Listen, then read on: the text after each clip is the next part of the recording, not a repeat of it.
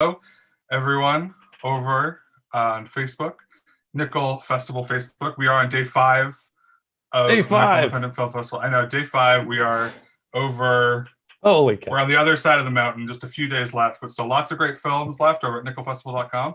We're going to be chatting with some filmmakers and performers and all kinds of people here today. We have a lot to get to, so I'm just going to jump right into what we have available today over at nickelfestival.com.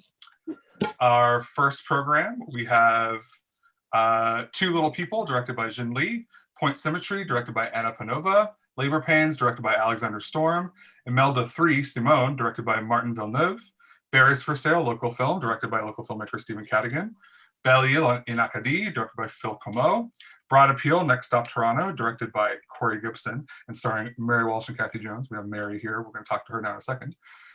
Lake of Happiness, directed by Alexei Paluyan. And in our second program, we have Inceldom, or Why the Angry Men Are Angry, directed by Taylor Olson. Express Checkout, local film, directed by local filmmaker Santiago Guzman. Oh Brother, directed by Pierce Sergo. To Have and to Hold, another local film, directed by Emily Corcoran. And feature documentary Always Amber, directed by Hannah Rikanen and Leah Hitala. So all of those great films, encourage everyone to go check them out. Like I said, we have a lot to get to, so I'm just going to jump right into it and say hello to our first guest, which is the incredible Mary Walsh. Hi, Mary. Hi, Devin. How are you? I'm doing very well. How are you? Good. That's so great. So we're really excited to be sharing an episode of the second season of Broad Appeal. I'm sure lots of people have already seen the first season or maybe even seen some of the second season already, but maybe you could just tell people a little bit about what Broad Appeal is. It started out as just being a 2-minute web series, 6 2-minute pieces of Kathy Jones and I in our old ladies walking in the park thing that we'd been doing, I guess, just for a long time now, back before the earth hardened, I think is when we started. So it was difficult then to walk in the park because the earth was always, but anyway, the second season, we decided to do something different.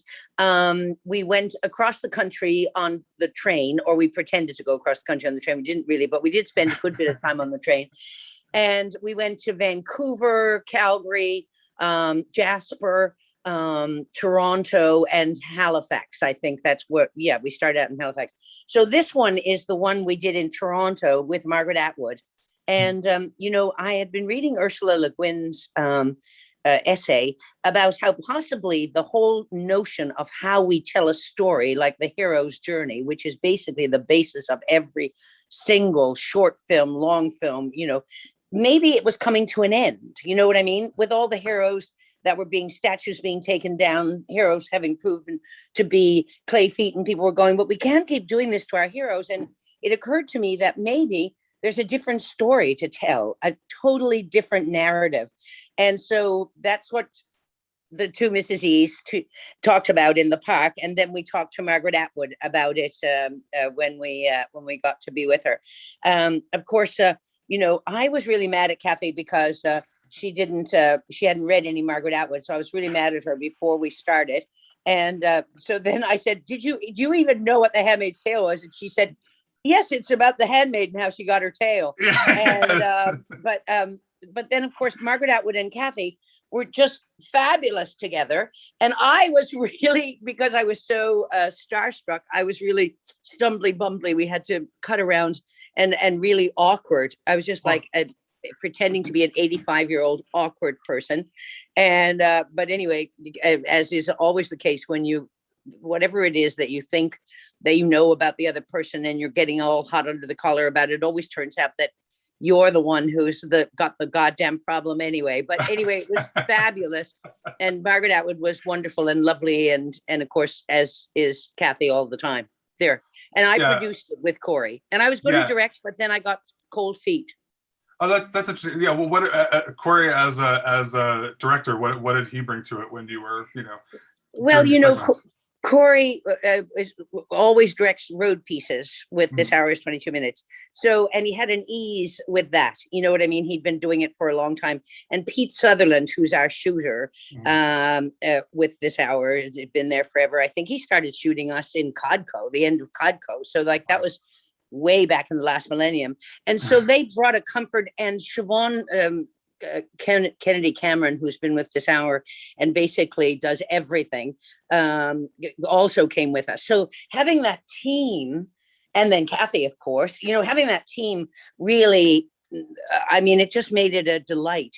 I think it was delightful the whole way through. I think we had a delightful time the whole way through. And so sometimes, you want to go out on the ledge and try to direct something. I've directed in the theater. I did direct one big film once. It was the only film that ever got no stars in the Globe and Mail of all the films in the goddamn world. No stars. So I'm just back directing film again. So it took me a long time to get back on the horse, around 10 or 14 years or so.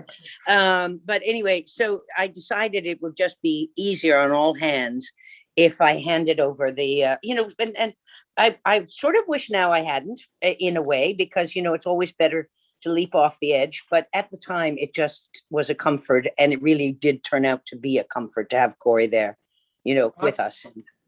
Yeah. Yeah. Yeah. No, I was just, what I was just, you kind of were talking about it before, but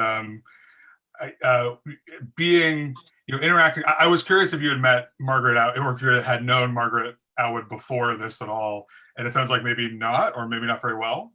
I ambushed her as Marg, my character, Yes. Marg, Princess Warrior, and I ambushed her as my male character, Dakey Dunn.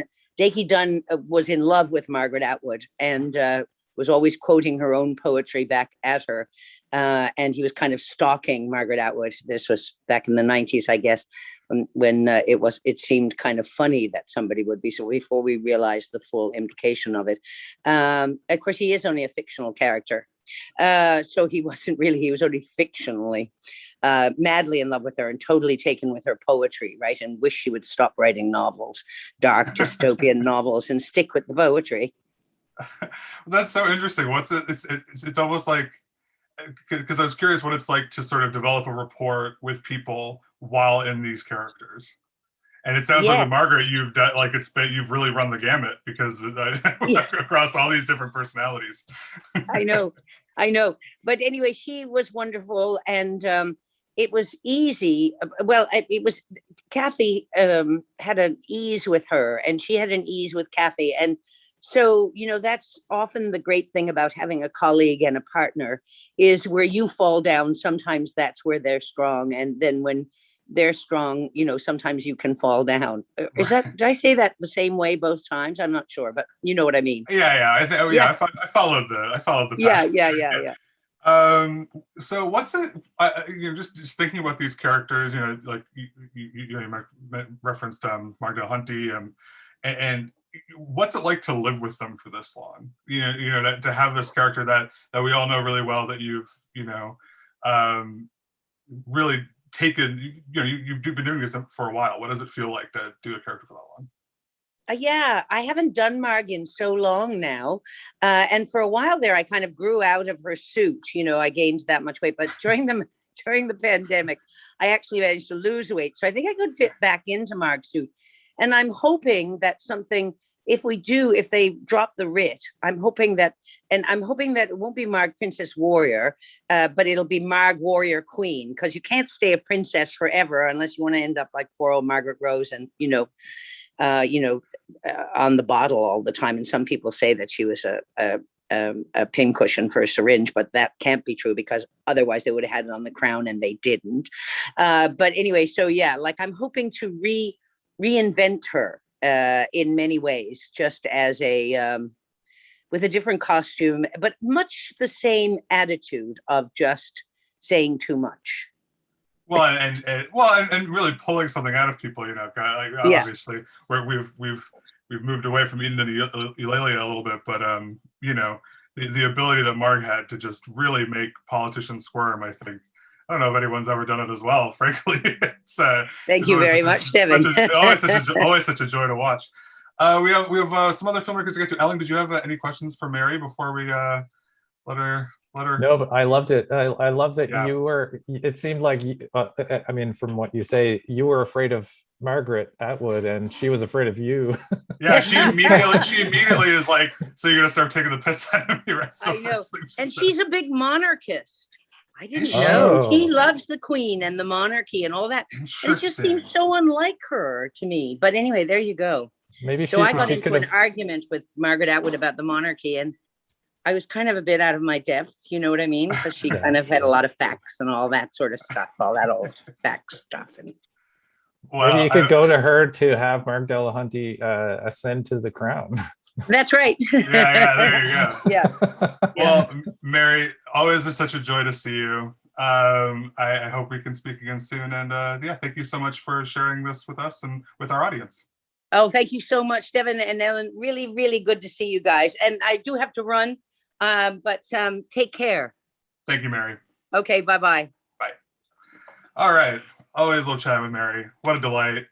And we're going to move from that to another delightful film directed by the wonderful Santiago Guzman. Santiago on the line here now. Hello, here I am. Here Testing, you are. testing.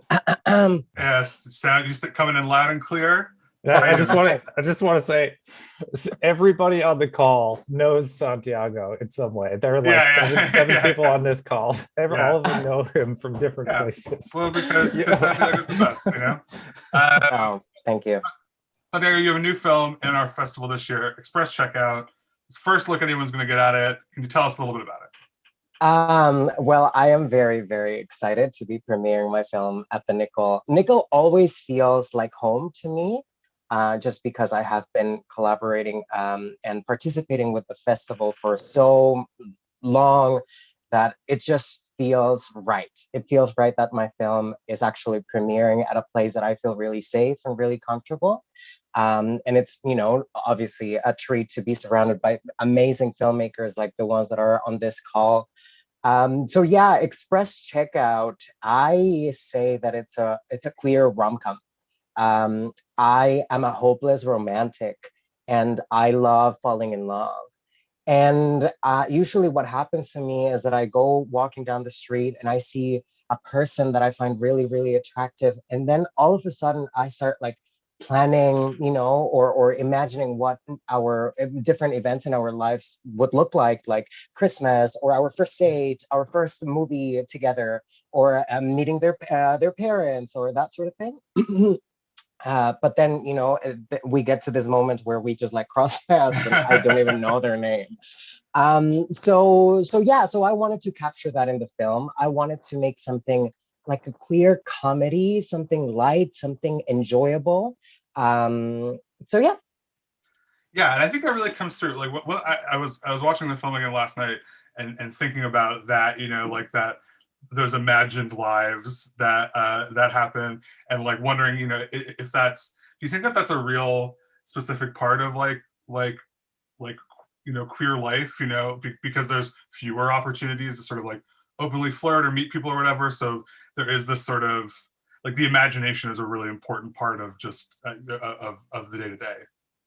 Well, and that's the thing. I think what I wanted to capture was like a person trying to, you know, to think about and to daydream, which we do so often. And sometimes whenever we're at a, you know, at a situation and then we move on or whatever, we go back to that moment and then we try to articulate better what that moment could have been, right? Like this thing that you go back to that moment and you say, oh, I should have said this, I should have done this. And I guess like that, like different dimension that our brain someone takes us is what I wanted to capture in this film. And I think that it's executed really well. I am so grateful for my director of photography, Duncan de Jong, because he really brought it forward. I just said, this is my script. I think it's fun. And he was like, yeah, and what about this? What about this? So he was like adding on. So the effect that you see in that like parallel reality was his invention. Yeah, well, yeah, Duncan. I think yesterday alone, maybe Duncan had 2 or 3 films that he shot in the festival. So shout out to Duncan de Jong, super talented. Shout out to him. Yeah, great guy. In terms of talking about collaboration, though, you know, you have some great performers in this. Nora and Stephanie, what did they bring to the project? Oh my God! On set or before or whatever. Well, and I think because I also wrote the script, so when you write these characters, you have an idea in mind. And for me as a writer, is always I really try to leave room for the performers to play because I am also a performer. So I really want performers to feel like they can add on, that is just like a roadmap for them to do something with. And it was just so beautiful to see Nora, Steph, and Brooke just take the characters and just like with my direction, just take the characters wherever they felt like they were authentic. And I think that that's something that I feel really grateful for, that their performances feel very authentic. Nora specifically, like it I don't know how she did that, but it looks like there is no camera in front of her, right? Like she's at ease and her performance is just like so subtle that it just plays with the comedy really, really well. And I am really grateful for their amazing performances for sure. Yeah, they're fabulous in it. The last time you were at the Nicole was a couple of years ago with Taquero, which, correct me if I'm wrong, or apologies if I'm wrong, you wrote and produced and starred in that film, but this is the first film you have like properly like directed. Is that, am I wrong to say that? Yes and no, Okay. because I directed Marianne's film for the Nicole New Voices, right? I was like, I'm sure I'm forgetting something. I'm so sorry. Yes, Roller Coaster from last year, Marianne Agalu's film that she wrote and starred in. Yes. That's right. Yeah. Yes. So it wasn't like my very first time directing. However, every single time that I take on a new role, because again, as you know, I didn't go to school to be a director. I went to school to be a theater actor. So every single time, and I remember going into Marianne's film set, that I was just like, okay, these are the things that I do know about like what I'm doing. And then the last day of well, no, it was only one day after the shooting, I left the set feeling like, okay, these are the things that I don't know. And that experience really prepared me to go into Express Checkout, like really, really knowing, you know, what are the things, what are the questions. Actually, I do have to mention, of course, that this film was produced with the NIFCO's First Time Filmmaker program. And their program like really gave me a lot of that support where I would be asking questions. So I had a mentor, Melanie Oates, like the amazing Melanie Oates was my mentor. Hello, I couldn't have asked for more. And, you know, like having that person that I could just like talk to and be like, okay, girl, I think I know this. Am I close? Am I doing this right? So that was a really great experience for me to get into that process, feeling a little bit more confident about what I was doing and just also playing around. And I remember just like going into that set, I was so nervous, but of course I had to play it really, really cool. That's when my BFA comes in handy. So I was just like playing it cool, but I was really nervous. And I remember like people asking me, right? Like, oh, what do you think about this? Or what do you want? Or whatever. And I'll be like, what do you think? Right? And then because I was so uncomfortable in the beginning making decisions, and that happens to me when I go to the restaurant and I look at the menu and I'm like, oh my God, I need to make a decision right now. But so it was a very interesting experience for me to be on set and be like, okay, I can actually make some decisions here. Oh, am I cutting out? Here I am. No, you're good. You're am I here? Am I back? Your video was frozen, but we could hear you the whole time, so you're good. I didn't want to interrupt. Oh, excellent. Thank you. Yeah. No worries. Thank you. But anyway, yeah, just like really getting comfortable to make decisions and say, this is what I want. You know what? I actually do not want that. What if we try this? So that was an amazing experience that this film taught me. And we shot the film in 2019. So when I look at that film, is Santiago directing a film in 2019. And honey, we're in 2021 and this filmmaker has grown. So, but it's a beautiful thing to see that that was me at that time. Well, speaking of growing, I know that you've been working on, well, I think a lot of stuff recently. Is there anything you want to talk about in particular that you've been working on the past few months or the last year or so? Well, I am very excited to talk about another sort of like, well, it's a TV show that I'm working on called We Are Here. And that particular TV show focuses on stories about immigrants in St. John's, Newfoundland and Labrador. And what it has been an amazing experience for me to do that TV show, because I have been learning a lot about different cultures in our city, and what is it that, like the relationship to Newfoundland and Labrador, specifically speaking with St. John's, has been an amazing opportunity. So that project, we're now in post, like really close to picture locking, which I am very excited about. And that was a TV show produced by Blue Pinion Films. Ruth Lawrence is one of my directors, of course, and Tamara Segura. And I wrote the script, and it has been a very interesting experience as well to write for camera, because as you may know, I write for theater and for film. So it's just like a really interesting exercise, like thinking about like, okay, what is it that the screen is giving me, and those differences. But for that particular film, or that TV show, is that finding a sense of community, right? Like, how do I build that sense of community within what I'm presenting, or the stories that I'm telling, the people that I'm interviewing. So yeah, I'm very excited about that show as well. Well, I'm also very excited about it. I'm so excited you spoke with us today.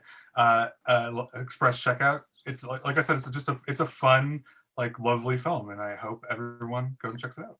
Please, if you see it, and if you LOL, please do let me know. That will bring so much joy to my heart, because I have seen it almost 100 times, and I still laugh. So please let me know that I'm not alone on this. Yeah, that's one of the true great joys as well, when you can still enjoy the thing, after seeing it a million times. So it's something special. Santiago, thank you so much. Thank you so much. Thank you so very much. I'm so grateful to you all. Thank you. All right, we got two filmmakers, one of whom is in the same small Nova Scotian community as Santiago, as we discovered.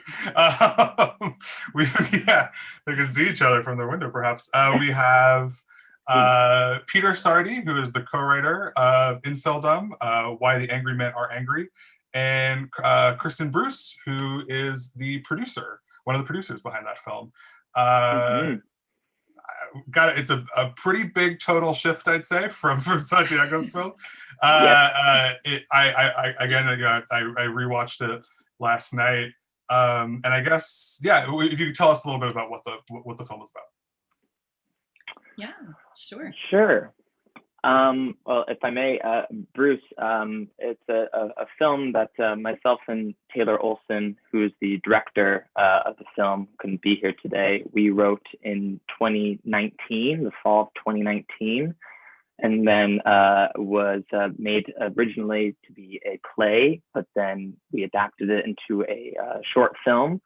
And we brought Bruce on as producer, Brucer, you could say, and shot it in January 2020, and it was a very quick weekend shoot, very cold, but we made it happen. And essentially, it tells the story of two incels, two involuntary celibates, who are conspiring to take action of sorts.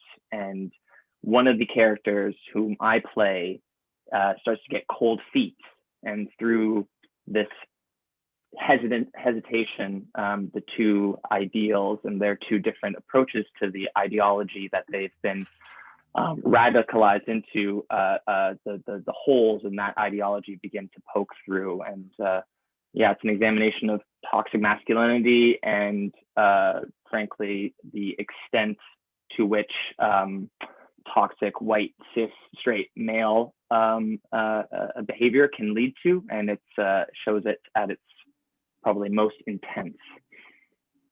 Yeah, it is pretty intense, I will say.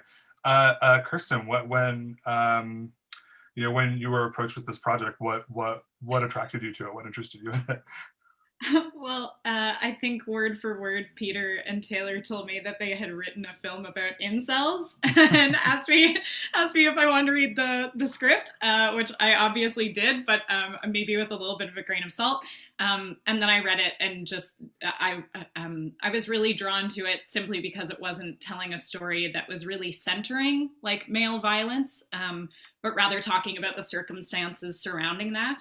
like loss of community, loss of friendship, lack of love, all of these things that I think a lot of these men who find themselves in these places, like the pieces that are actually missing from them and what drives them to be in that place. So I read it and I loved it. And I said, absolutely, I'll do anything. So whatever you need me to do. Amazing. And yeah, I think that's really well put about, the way that it sort of dives into what the what the worlds of these people are, in, I won't say empathetic ways, but like looking at the like broader picture, perhaps. Peter, as both a co-writer of it and a performer, was there like a lot of research? Did you have to like dig into like the dark subreddit world? And if so, what was that like? Yeah, exactly, Devin. Yeah, a lot of 4chan specifically, and to a lesser extent, because it was too intense, 8chan, which is like 4chan but worse. But basically, yeah, just going to the places on the internet where these men feel safest, hiding behind a username, and they can say all the horrible, hateful things, and experience whatever that is that they need, release-wise. And so it was pretty eye-opening to see what was being said and what was being talked about. But also, it would really just kind of shone a light on the heart of the issue of just these scared, fearful men. And especially, and I really resonate with what you said, Santiago, of this is, we made this film in 2020, just before the pandemic, just before the summer, and before this huge shift that we've been experiencing. So it's interesting looking back on it now in a 2021 lens and seeing even more how the fear of loss, of the fear of, like you said, Bruce, of these men feeling like they're losing something, and they're losing the sense of power that has been inherently just given to them by, society and history for God knows how long. And now the conversation is shifting in ways of saying like, no, you don't get to just inherently have power over other people because of who you are, and that's wrong. And so people turn to the internet and they read things and they find community otherwise. And unfortunately, it can lead to this kind of thinking and these kinds of people. So yeah, the research, rambling to say, was intense, but also necessary. Yeah, no, I think it really comes through. It feels very genuine. Shifting a bit, it's also quite bold stylistically, in the way it's framed, the black and white. I was wondering who made that decision, or like how a lot of those stylistic decisions came to be. I think primarily Taylor, from my understanding. He, when I came on board, he was already, pitching it all to me, which was very exciting. Anyone who's been in a room with Taylor Olson when he pitches a film to you, it's like the greatest experience of all time, because he sees the whole thing top to bottom and he can explain it to you. And I think he and I line up similarly on that, where I love to visualize things. So, he had all of these ideas for these punch outs, for shooting in black and white, primarily it being, a 1:1 ratio, and just watching that unfold once we got to the editing process. Because obviously shooting on the day, we're just enjoying it and having a good time shooting. And the first cut of the movie that I saw, I was like, it looks exactly like how he talked about it. This is exactly what it was supposed to be. It felt so good to watch it. That's amazing. Well, that I find that's pretty rare. So that's especially on the first cut. So yes. That's you have something special there. Let's wrapping up, and maybe a question for both of you. I won't get into how the film ends, because hopefully people will go. They're seeing it now, go watch it. But what do you hope people take away from it? Because it is, like we've said, pretty dark subject matter. Maybe something people don't want to think about at all. So by shining a spotlight on it, what do you hope people take away from that? That's a good question, Devin. I think again, jumping back to what Santiago said, we're in a very interesting place of talking about this movie in 2021 after making it in a very different world, a very different time. And so, quite frankly, I look at the film now, and I think that although it is, best, even when portraying the worst of people, to try and find the empathetic lens to understand why these people are the way they are. But frankly, looking at the film now in a 2021 lens, I'm less interested in trying to find the empathy and the all, like, oh, they're just hurt and broken, and so that's why they think they can treat women and trans people and queer people like shit. Pardon my language, but no. And so I think hopefully people will watch it now and will continue to think about just, if white people were watching it, thinking about their privilege, if straight people are watching, thinking about that privilege, cis people, that privilege, and seeing the entitlement that these two have, and the insistence that they are owed this. They are owed a physical, sexual relationship with whomever they please, simply because they are men. And that is like this thinking, this toxic thinking. So in any way, if people can, hopefully if they see something in themselves, or if they see something in a friend or somebody that they can maybe like, whoa, so-and-so who I'm friends with is talking in this way and maybe using this language and is making certain kind of jokes, maybe this film will help to open up a conversation of checking in on those people, because it is a lot of radicalization on the web. And I think, now more than ever, we need to be having conversations about, like just the extent to which toxic masculinity has destroyed our society and has destroyed, well, and now Earth, it can all be traced back to toxic masculinity. Everything that we're experiencing now that is going wrong with the world, and historically can be traced to that. So if it makes people think about that, then I think that we've done our job. Yeah, amazing. I think just to tack on to that a little bit, I think we have a particular tendency, like you're saying, a lot of us don't even like to talk about these subjects. I think that we have a massive tendency to sweep things under the rug because it's politer to do it that way, or maybe we have like a level of fear or a level of uncomfortability. And the fact of the matter is that confrontation is uncomfortable, but it's actually very important. And that these are just necessary conversations that everybody should be having with everyone that they know. Talking about these things, ensuring that people who you hang out with, people who are in your family, relatives, whoever, ensuring that you are on the same moralistic ground is so important. And we shy away from it a lot. So if it empowers anybody to, like maybe talk to a friend who's saying some things that you aren't entirely comfortable with, if that friend gets angry about that, they might not be a friend at that point. So just hopefully empowering folks to have these conversations, because they really aren't that hard at the end of the day. I've had a lot of them. No. Yeah, God. Yeah. I'm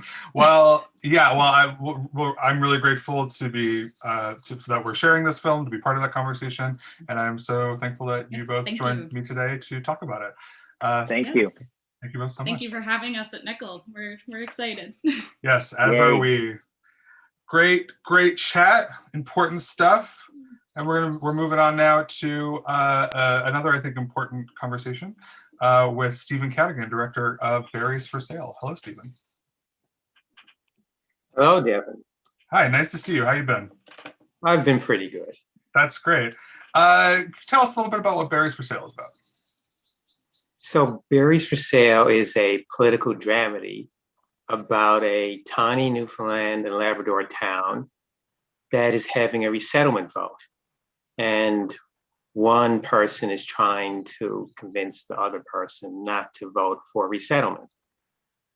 Now, I don't know, in Newfoundland, resettlement, the idea is understood. I talk to people outside Newfoundland, sometimes they say, what exactly is resettlement? So in Newfoundland, a tiny town can request the government to shut it down. The government will pay the households, each household $250,000, some of them $270,000, and they move and the town is shut down. Now, this is, a pretty bizarre thing that happens here. This has been happening for decades, and in 2019, it just happened again. And I think it's a fascinating topic and something that needs to be talked about. And I think it's a symptom of something bigger going on in Newfoundland, something not necessarily good. Yeah, definitely. I think you portray that really well in the film. What drew you to this particular topic? Well, this idea of resettlement, especially I think a lot of people maybe who don't live in rural Newfoundland, even within Newfoundland, might think of resettlement as something that happened, 60 years ago, 70 years ago, but that it's still this ongoing thing. What made you interested in it? I think, the idea of it, that this happens anywhere, is just fascinating to me, that a government is willing to let towns close themselves down. And basically, the people in the town feel that it's coming to an end, and it's almost like a person at the end of their life deciding to end it early. And this is being done with towns. And so that's very fascinating. And then when we had Little Bay Islands, when that whole vote was going on just in 2019, just watching that unfold bit by bit really made me even more interested in how it is. Yeah, another thing that I think it's a film that really is trying to wrestles with the history of Newfoundland and Labrador in the last 50 years, especially in its discussions about Joey Smallwood. Which can you talk a little bit about that? About sort of this, he kind of looms over as a specter in this film. Can you talk a little bit about Joey Smallwood? Well, Joey Smallwood, he introduced the resettlement policy. This is back in the early 60s and ran a lot in the 60s. And Joey Smallwood has become kind of like this. He's the guy who brought Newfoundland into Canada on one hand, which is great. But on the other hand, he was a premier for 21 years, and he kind of was like a dictator. And so in the film, he's called a sneaky little bastard. But so there's kind of humor. Like, we look back at the Joey years with some humor too. And the film is also saying, well, back then things were kind of run like Banana Republic, and Joey was doing just what Joey did.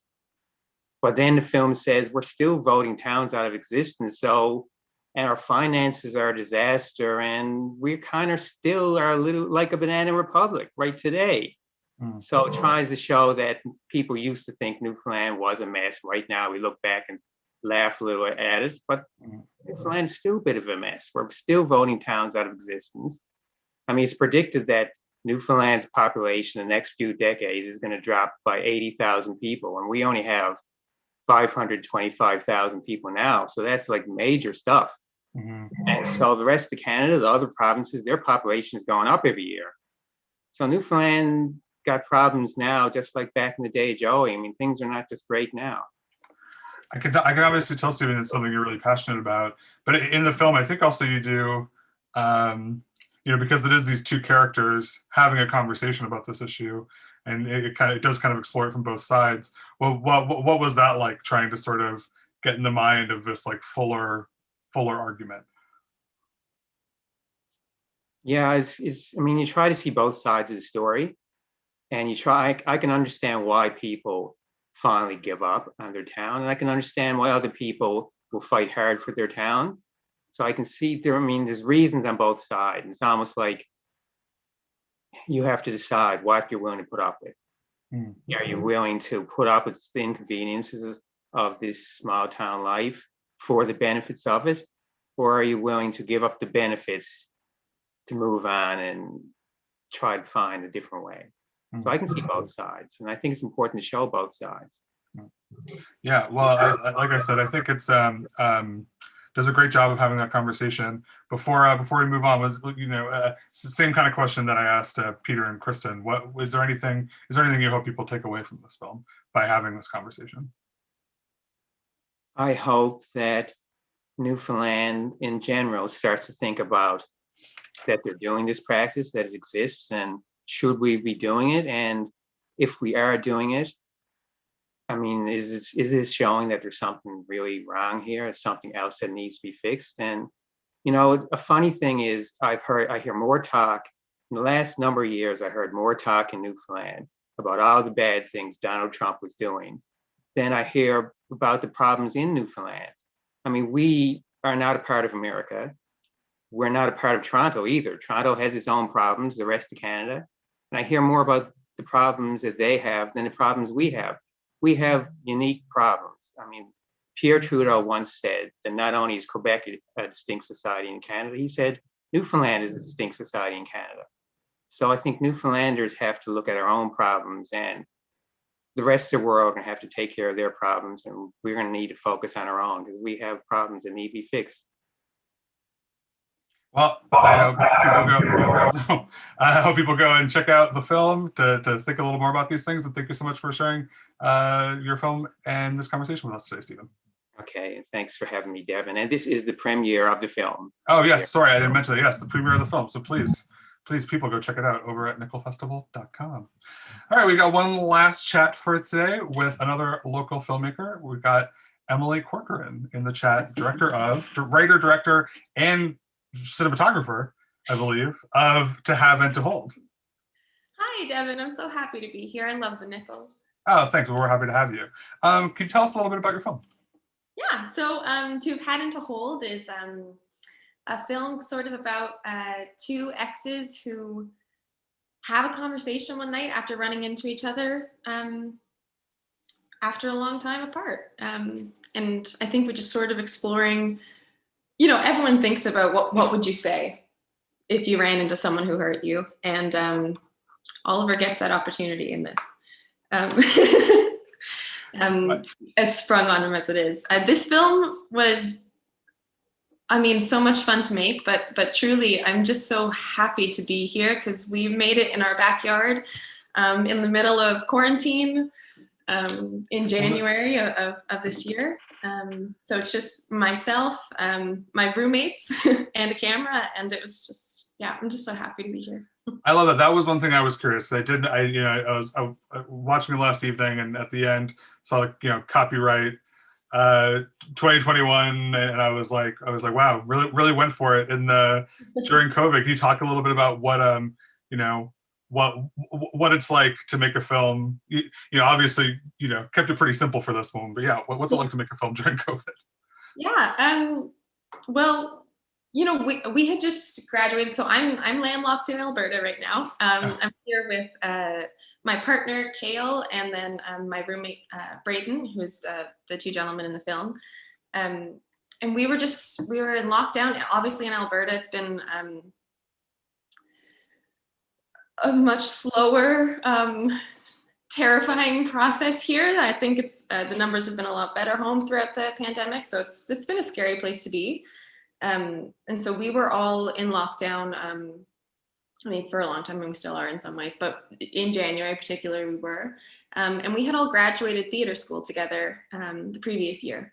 And so we kind of graduated into a world that didn't exist at the moment. And we were just aching to do something, to make something. I got to a point where I just missed being on set so much that I thought, well, I'll make one in my backyard. And so we did. So I wrote a couple of scripts, and we shot with myself and the boys, and then our other roommate. We shot a couple of scripts over the course of the winter, and this is the first one. Oh, amazing. Oh, so there's more. Can I ask where because this one's I think sometimes when I think about that kind of like super DIY, like scrappy style filmmaking, I don't always think of it having always having really strong emotional resonance, and this is like a very, very emotional film. Are they all kind of in that vein, or did you play around and try out different genres? Yeah, no, a couple of them are in this vein, but we broke out and played around too. I wrote a comedy for the first time ever, which was scary and fun, and just the best low stakes way to do it. And I I did a project with again in quarantine where we did 3 episodes of a mini series we called Artists in Love, and it was vertical film. So we made a series of vertical films to be shot to be viewed on like a phone, on your phone. Oh, interesting. On Instagram. Yeah. So this script actually became, like, we reworked it and it became a part of that as well. But that one we have a lot more comedy and a lot more levity and yeah. Well, I just think it's really impressive that it's not a super long film, and it was made with not a lot of resources, but it does pack like a really emotional punch. What was it? Your roommate and your partner acting in it. What was it like drawing those performances out? In this kind of like short timeline. You know what? They're brilliant. I really have to give all the credit to them. Kaelwyn and Braden Butler were the actors, and they're just such talented and incredible performances that, I mean, to draw out of them, I don't even think I really did. No, we worked on it for a couple days. So we sat through them. I'm really lucky, obviously, because we lived together and we were in lockdown, that we had the time to be able to really talk through where they thought that these characters had come from and what the relationship had been.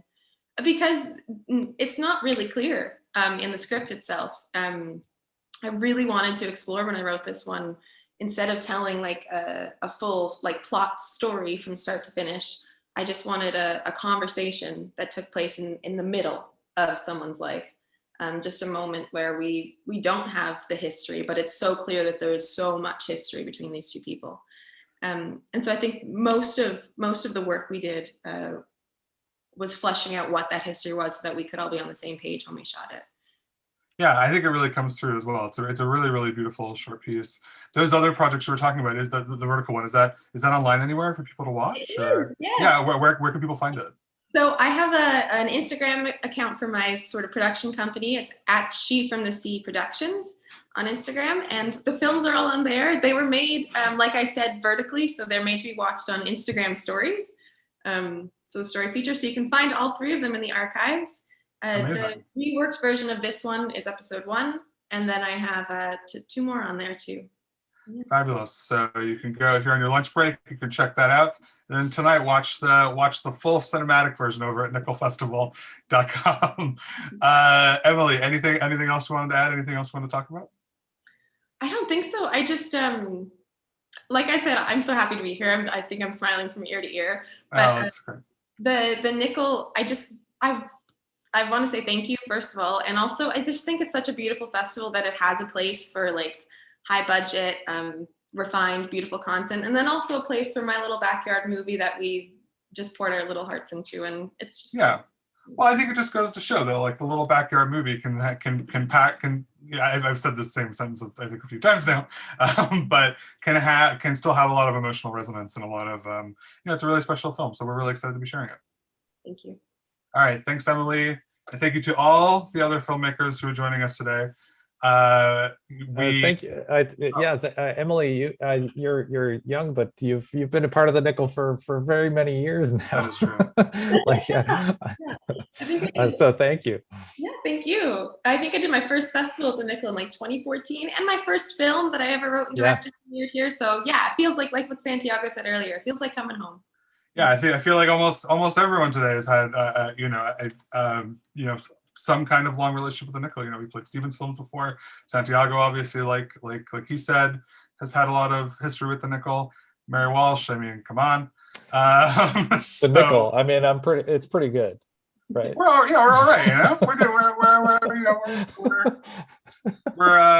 I think great. It's not that great. No, it's great. It's great. Yeah, it isn't. I will say, I think that this is a really, really great program today and this whole week. So and chatting with the filmmakers has been really exciting. So if you're watching and you haven't checked anything out yet, it's all free over at nickelfestival.com, including all the films we talked about today. Yesterday's program, which included some horror shorts and just absolutely stunning Japanese stop motion film is also still available on our website until the end of today. Gone the Little Fox. Some really, really great stuff. So if you're staying in on a Friday night, hey, if you're in your little winter chalet in the the tail end of July, and you're looking to for something to watch tonight, I think you should go to nickelfestival.com. Really, what else are you gonna do? Come on. Okay, and with that, we'll probably leave it there. Thank you, everybody. And, Thanks, everybody. enjoy your day. Have a great day. Nickelfestival.com.